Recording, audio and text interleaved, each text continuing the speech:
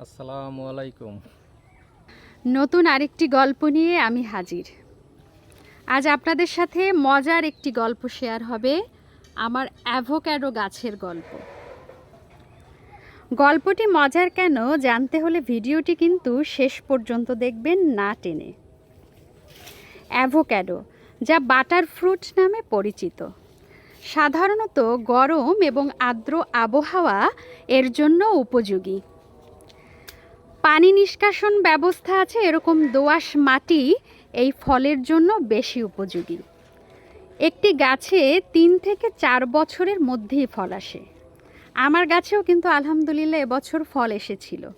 ফেব্রুয়ারি থেকে এপ্রিল মাসের মধ্যে এই গাছে সাধারণত ফল আসে। এই ফল কিন্তু প্রচুর পুষ্টিগুণ সমৃদ্ধ, প্রচুর পরিমাণে ভিটামিন কে, ই, বি6 রয়েছে এবং স্বাস্থ্যকর ফ্যাট সমৃদ্ধ।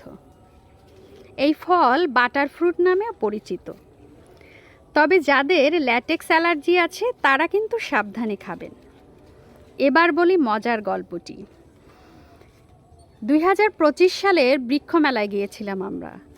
সেখানে ফলসহ আমার এই গাছটির দৈর্ঘ্যের অর্ধেক একটি গাছের মূল্য ধরা হয়েছে 2.5 লাখ টাকা। সেই অনুযায়ী আমার গাছে যদি ফল থাকতো তাহলে আমার গাছের মূল্য হওয়ার কথা 4 লক্ষ টাকা।